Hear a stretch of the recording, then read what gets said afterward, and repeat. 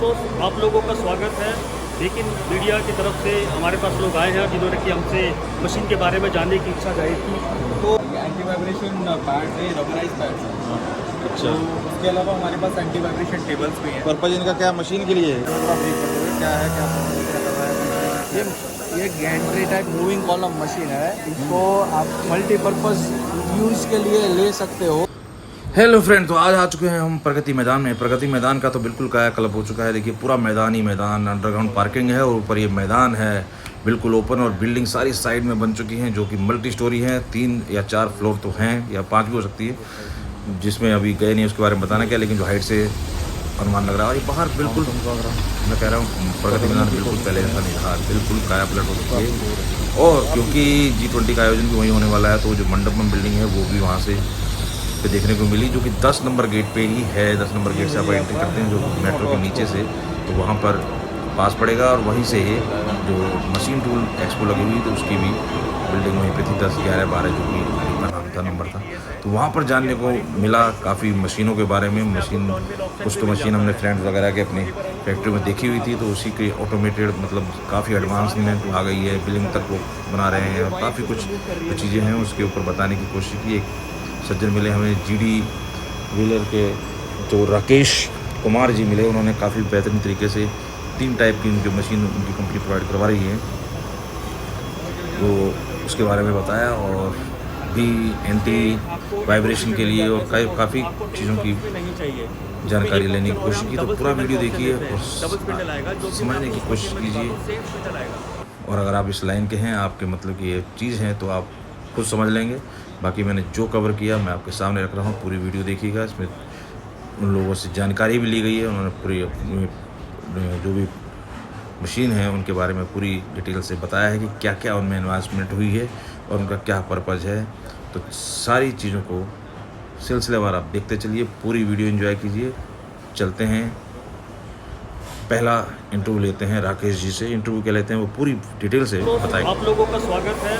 लेकिन मीडिया की तरफ से हमारे पास लोग आए हैं जिन्होंने कि हमसे मशीन के बारे में जानने की इच्छा जाहिर की। तो मैं आप लोगों का स्वागत करता हूँ अपने GD व्हीलर कंपनी में, जो कि हम लोग CNC turning machines, turn wheel machines, BTL machines, built-in machines और सब स्पिंडल टर्निंग मशीन सॉल्यूशन हम लोग बनाते हैं यहाँ पर। हमारी फैक्ट्री जो है वो कोयम्बटूर में है, and we work in out the process of make in India concept. सारी असेंबलीज इंडिया में होती है। पूरी मशीन जो है वो इंडिया में ही बनती है। मेक इन इंडिया का जो आपको जो नारा भी हमने दे रखा है भारत में, वो हम इसको पूरी तरह से लागू करते हुए। And we are also doing one good thing, that we are exporting this machines to Germany. तो हम लोग जर्मनी में अपनी मशीन भी एक्सपोर्ट करें। 30 से 40% बिजनेस हमारा एक्सपोर्ट का है। एक बहुत ही बढ़िया मशीन हमने अभी लॉन्च की है इस एग्जीबिशन के अंदर, जो आपको नजर आ रही है। This is eco turn 200। ये मशीन हमने उन एंट्री लेवल एंटरप्रेन्योर्स के लिए स्टार्ट की है। जैसे एक नया ओनर जब फैक्ट्री स्टार्ट करता है, तो सबसे बड़ी प्रॉब्लम उसकी होती है कि वो मशीन को चलाना चाहता है, लेकिन उसको उसी मार्केट में उन्हीं लोगों से कम्पीट करना है जो ऑलरेडी इस फील्ड में काम कर रहे हैं। तो आखिर वो अपने आप को डिफ्रेंशिएट कैसे करेगा, ये बहुत बड़ी प्रॉब्लम है। तो हमें ये इसी चीज़ को फोकस करके हमने इस मशीन को डिज़ाइन किया है कि अगर कोई कॉम्पिटिटर एक मशीन यूज़ कर रहा है जिसमें वो 15 लाख की मशीन है फॉर एग्जाम्पल, तो वो भी अगर अपनी मशीन चलाता है और उसको भी 15 लाख की इन्वेस्ट कर रहे हैं, तो फिर वो अपनी प्राइस एडवांटेज अपने कस्टमर को नहीं दे पाता। जिसको कम करने के लिए हमने इस मशीन को डेल्टा कंट्रोलर के साथ में लॉन्च किया है। डेल्टा कंट्रोलर जो है, जिससे कि इसकी मशीन का जो प्राइस है वो काफ़ी सस्ता हो गया। और ये मशीन हमने आपको लॉन्च किया है 12,95,000 में ये मशीन अवेलेबल है, जिससे कि एक एंट्री लेवल एंटरप्रेन्योर के लिए बहुत ही हेल्प मिल जाती है। जो मशीन आपको 15 लाख की पड़ती, वो मशीन अब आपको 13 लाख की पड़ती है। तो 2 लाख की एडवांटेज एक किसी भी नए प्लेयर के लिए बहुत बड़ा एडवांटेज होता है। तो हम CNC टर्निंग मशीन बोलते हैं। क्योंकि अगर कोई सर्च करता है तो क्या करेगा वो? इसको हम CNC टर्निंग मशीन ही बोलेंगे। तो आप बिल्कुल सही कह रहे थे। जैसे पुराने ट्रक में हमारे जो शाफ्ट बनती थी, या जो उसको जो कटिंग करने की जो मशीन होती थी, वो कन्वेंशनल लेथ होते थे, वो लेथ ही होती थी। ये लेथ ही है, प्रिंसिपली वही प्रिंसिपल है, लेकिन उसमें जो टूल होता था वो हम मैनुअली चलाते थे। हाँ, ये तो automatic उसमें क्या था कि वो एक स्किल्ड बेस होता था कि अगर जो ऑपरेटर है वो अच्छे से चला रहा है तो उस तरह की एक्यूरेसी निकाल के निकालता था, लाएगी। yes। लेकिन अगर वो ऑपरेटर छुट्टी पे है, उसकी जगह पे अगर कोई दूसरा ऑपरेटर आ गया तो हो सकता है वो उतनी एक्यूरेसी ना देखे। इस मशीन का एडवांटेज ये है कि अगर वो ऑपरेटर मैं हूँ उस मशीन को चलाने के लिए, और अगर ये ऑपरेटर आप हैं, आप खुद अगर इस मशीन को चला रहे हैं, तो ये कंट्रोल एक्चुअली बेसिकली इनसे होगा। जो भी डायमेंशन डालते हैं तो उसी फिक्स पोजीशन पे वो टूल चलता है। तो एक्यूरेसी में एक्यूरेसी, रिपीटेबिलिटी और डिपेंडेंसी खत्म हो गई। डिपेंडेंसी खत्म हो गई। चाहे वो रामू चलाए चाहे वो शामू चलाए, रिजल्ट सेम ही आने वाला है। ये मशीन है बेसिकली। तो न्यू एंट्रेंट्स के लिए जो ऑटोमोटिव कंपोनेंट अगर कोई बनाना चाहता है, कोई इंजीनियरिंग कंपोनेंट बनाना चाहता है, तो उसके लिए एक एंट्री लेवल मशीन हमारी यहाँ से शुरू होती है। और इससे भी एक छोटी मशीन और भी है जो लीनियर टूलिंग कंपोनेंट्स बनाने के लिए हम लोग यूज़ करते हैं। उसकी प्राइसिंग भी हमने काफ़ी सस्ती कर दी है, वो करीब 10.5 लाख से शुरू होती है। तो प्राइस जो है वो धीरे धीरे बढ़ते हैं इंक्रीमेंटल मोड में। जैसे जैसे डायमीटर बढ़ता जाएगा मशीन का, कंपोनेंट का डाया और कंपोनेंट की लेंथ बढ़ती जाएगी, उसी हिसाब से मशीन का साइज़ बढ़ता जाता है। मशीन का साइज़ बढ़ता जाता है और उसी हिसाब से प्राइस भी बढ़ता जाता है। अच्छा, ये अलग अलग जो ये मॉडल बता रहे हो आप, जैसे ये क्या है, इकोटर्न 200, ये क्या है, ये जो दूसरी मशीन है इसको हम UP 350 डुओ कहते और हैं। एक और उधर भी है, तो इनका क्या अलग अलग मतलब मॉडल का क्या इस डिफरेंस है? मशीन में बेसिकली हम डबल 2 स्पिंडल यूज़ कर रहे हैं। अच्छा, उसमें 2 स्पिंडल है। हाँ। जैसे अभी आप क्या करते हैं, मान लीजिए कि आपने एक ऑपरेशन 10 कर लिया, आपको उसके बैक साइड में कुछ करना है, तो इस कंपोनेंट को बाहर निकालेंगे, फिर उसको उल्टा पकड़ेंगे और फिर दोबारा करेंगे। तो उस मशीन में आपको वो करने की जरूरत नहीं है, उसकी कॉस्ट पता है, उसको भी देख इसीलिए लें, उसकी कॉस्ट थोड़ी ज़्यादा हो जाती उसकी है। कितनी कॉस्ट होगी, इस मशीन की कॉस्ट करीब 34 लाख के आसपास है। देख लें जरा एक बार। हाँ, ये देख लेते हैं, वैसे देख लेते हैं। एक सेकेंड, हाँ, इसमें डबल है। इसमें आप देख रहे हैं इसमें 2 स्पिंडल है। एक स्पिंडल जो है आपका फिक्स है और जो सेकंड स्पिंडल है वो सर्वो ड्रिवन है बेसिकली। तो ऑपरेशन 10 आपका यहाँ पर होने के बाद ये स्पिंडल बेसिकली खाली रहेगा, तो ये स्पिंडल आगे बढ़ेगा और उस कंपोनेंट को पकड़ करके अपने साथ लेके चला जाएगा। और उसके बाद ये टूल जो है इस तरफ के टूल इस कंपोनेंट पे चल रहे हैं, जैसे अभी आप देख रहे होंगे। ये एक्चुअली सेकंड ऑपरेशन हो रहा है। फर्स्ट ऑपरेशन यहाँ हो चुका है ऑलरेडी और सेकंड ऑपरेशन ये यहाँ पर हो रहा है। इसके बाद ये कंपोनेंट कट करके निकलेगा, ये आपका पीस यहाँ पर गिर जाएगा और जिससे कि आप अपने कंपोनेंट को निकाल सकते हो। तो बेसिकली अब इसमें हमने मैन स्किल्ड बिल्कुल ही जीरो कर दिया। डिपेंडेंसी खत्म हो गई और मतलब ऑटो सिस्टम हो गया, ये calculation basically fully calculation based हो गया आपने, इसमें इसको कैलकुलेशन फिक्स है। और दूसरा ये कि आप समझिए कि 2 मशीन का काम ये एक ही मशीन कर रही है लगभग, तो आप जगह भी बचा रहे हैं। क्योंकि एक सबसे बड़ी प्रॉब्लम आज की डेट में है जगह। गुड़गांव, दिल्ली, फरीदाबाद, नोएडा, यहाँ पे जगह इतनी महंगी हो गई है कि क्या वो- इसकी प्राइस क्या है? इस मशीन की कॉस्ट करीब 34 लाख के आसपास, कोटेड प्राइस जो है 34 लाख। चलिए वो तीसरे वाले और देख लें। ये है टर्न व्हील मशीन, बेसिकली ये कॉम्बिनेशन है टर्निंग और मिलिंग ऑपरेशन का। तो ऐसे कंपोनेंट जहाँ पर कि टर्निंग के 70% टर्निंग ऑपरेशन होता है और 30% मिलिंग ऑपरेशन की बात चल रही है, तो वहाँ पर आप इस तरह की मशीन को यूज़ कर सकते हैं। इसमें आप देखेंगे कि गियर मोल्डिंग का भी ऑपरेशन हम कर रहे हैं। यहाँ पर आप देख रहे हैं कि हेक्स भी कट रहा है और ये मिलिंग ऑपरेशन हो रहा है बेसिकली। यहाँ पर भी आप देखेंगे कि गियर कट से ये रेडियस बनाए गए हैं, ठीक है। ये टर्निंग में जिसमें कि वाई एक्सिस की जरूरत पड़ती है, तो इस तरह की मशीन हम इसको यूज़ करते हैं। और इन मशीनों को और एडवांटेज यही कह सकते हैं कि देखिए, अगर आप एक turning machine on an average रफली एक लेमन की नज़र से देखें तो एक टर्निंग मशीन की कीमत लगभग 15-16 लाख होती है। सिमिलरली एक BMC की भी अगर कीमत लगा लें तो कम से कम 20-22 लाख के आसपास आ जाती है। इन दोनों को अगर आप कंपाइल करा लें तो इट कम्स टू अराउंड कितना 40 के आसपास, मोटा मोटी 35 लाख के आसपास इसकी कीमत आ जाती है। तो अगर हम वही मशीन एक टर्न भी ले लें और 40 लाख के आसपास की अगर प्राइसिंग बैठे तो मेरे ख्याल से उसका बड़ा एडवांटेज है, क्योंकि ओनली आप 4-5 लाख रुपए ज़्यादा लगा रहे हो, लेकिन जो सेविंग कर रहे हो वो ये कि एक तो 2 मशीन की जगह एक मशीन की स्पेस पे मशीन रख रहे हो। और दिल्ली, नोएडा सब जगह कीमतें बढ़ रही है, तो मशीन रखने के लिए भी जगह चाहिए आपको, उसकी कीमत है। तो आपने जो लास्ट 2 मशीनें बताई उन दोनों के एडवांटेज अकेले में है और उससे इसमें तो सारे फीचर्स हैं। और इसके अलावा एक ऐड ऑन है बिलिंग का भी। ऐड ऑन है कि इसमें बिलिंग भी बिलिंग हो जाएगी। और हमारे लिए एक बड़ा ऐड ऑन इस मशीन की बात कर सकते हैं कि इस तरह के कंपोनेंट्स जो जहाँ पे वाई एक्सिस और इस तरह की जरूरत पड़ती है वो मोस्टली एरोस्पेस या डिफेंस एक्टिविटीज़ के कंपोनेंट्स जो हैं उसमें इनकी ज़्यादा जरूरत पड़ती है। अच्छा, डिफेंस एक्टिविटीज़ की जहाँ पर भी बात होती है वहाँ पर लेटेस्ट स्टेज के हानु कंट्रोलर्स और सिस्टम की यूज पड़ती है बेसिकली। बट जो हानु कंट्रोलर है या जो सिस्टम लगते हैं वो मोस्टली इंपोर्टेड होते हैं, वो ज़्यादातर जापान से आते हैं। अब जापान की सबसे बड़ा इशू ये है कि वो कोई भी ऐसा कंपोनेंट जहाँ पे डिफेंस से रिलेटेड अगर कुछ होगा, क्योंकि फॉर्म भरवाते हैं, वो मेटी फॉर्म भरवाते हैं, अगर वो मेटी फॉर्म में उसका कस्टमर का पता चला कि ये डिफेंस के पिस्टल बनाता है या एरोस्पेस का या कुछ गन या कुछ भी मिसाइल्स बना रहा है, तो वो उसको मशीन सप्लाई नहीं करता। एक बड़ी प्रॉब्लम इंडिया में ये हो जाती है कि अगर हम बनाना तो चाहते हैं, हम सप्लाई भी करना चाहते हैं इंडियन आर्मी को, लेकिन हमें मशीन ही नहीं मिल रही, हम उसको बनाएंगे कैसे? तो उस लेवल पे हमें बड़ा एडवांटेज मिल जाता है, because we are related to Germany. तो जर्मनी में ऐसी कोई ज़्यादा लिमिटेशंस नहीं है, हमारे साथ रिस्ट्रिक्शंस भी नहीं है, तो हम यहाँ पर वैसी मशीन बना करके इंडियन आर्मी को भी सप्लाई कर सकते हैं और डिफेंस एक्टिविटीज में हमारी मशीन जा सकती है। तो अपना ये प्लांट कहाँ हुआ है? हमारी जो फैक्ट्री है वो कोयम्बटूर में है। कोयम्बटूर में we have a very good facility there. We have all other machine is imported. मजाक की मशीन कर रहे हैं, हमारे पास कागज का 3D CMM है, वीडियो इंस्ट्रूमेंट्स हैं जिसमें हम चेक करते हैं। तो ये सारी एक्टिविटीज़ लगा करके हमने अपनी मशीन बनाई। देखिए अल्टीमेटली क्या है कि मशीन अच्छी कैसे बनेगी, मशीन को तो मशीन से ही बनना है। अगर मशीन आपके पास मदर मशीनरी ही अच्छी नहीं है तो आप उसको बनाएंगे कैसे?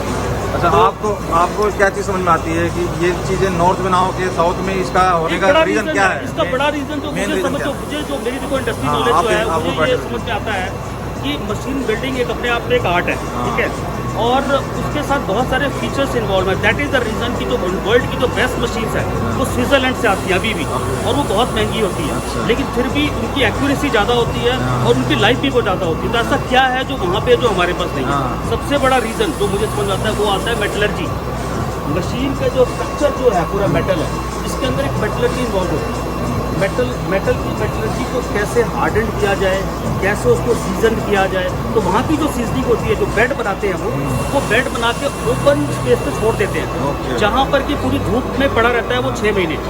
उसके बाद मौसम बदलता है, बर्फ़ गिरती है, वो -40 डिग्री तक चला जाता है, बर्फ़ भी पड़ा रहता है अगले 6 महीने तक। तो वो लोहा पहले तो गर्मी में फैलता है, फिर वो ठंड में इतना ज़्यादा सिकुड़ जाता है, फिर वो दोबारा गर्मी आती है, फिर वो फैल जाता है। तो ऐसे 3 सीज़न वो वहाँ पे उसको छोड़ देते हैं। 3 साल तक वो बेड बना के बाहर छोड़ देते हैं और वो ठंडा गर्म धूप बारिश सब झेल करके एक जगह जाके स्थिर हो जाता है। जब वो स्थिर हो जाता है फिर उसकी वो मशीनिंग करते हैं।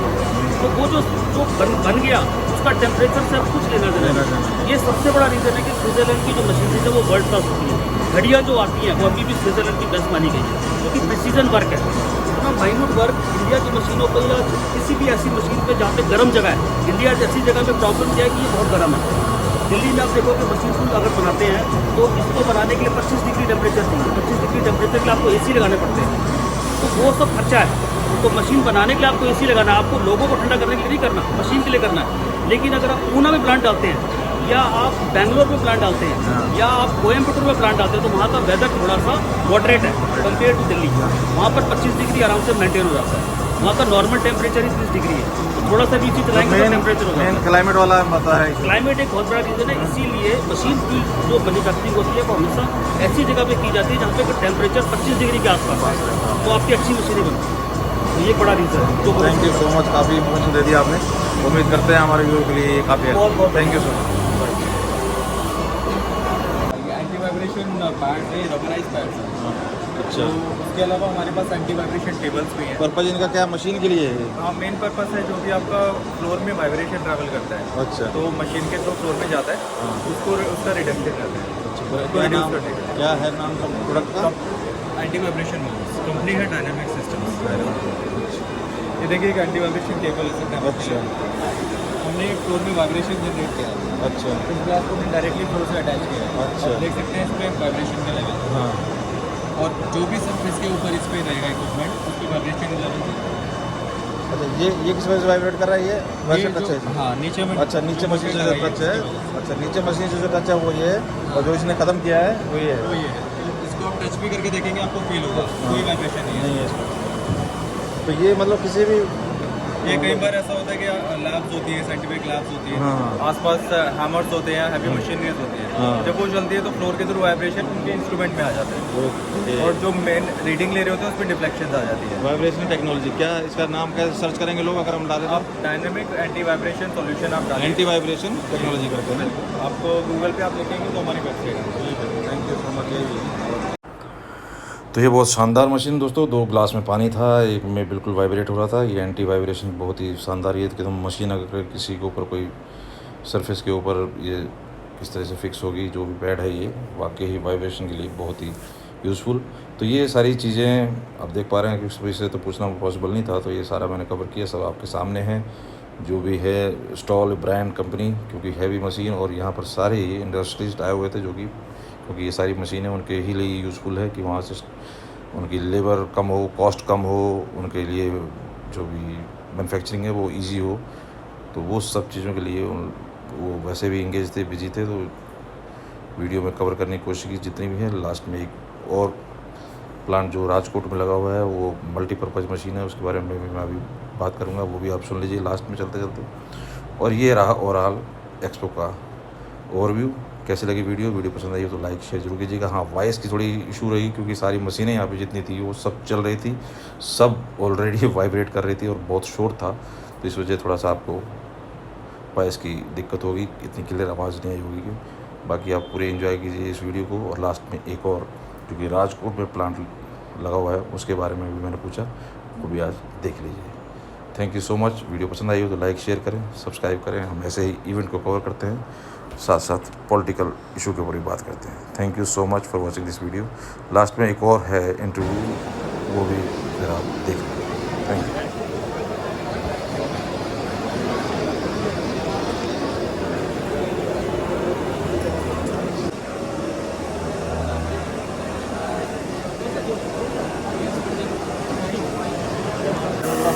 क्या है, क्या कर रहा है?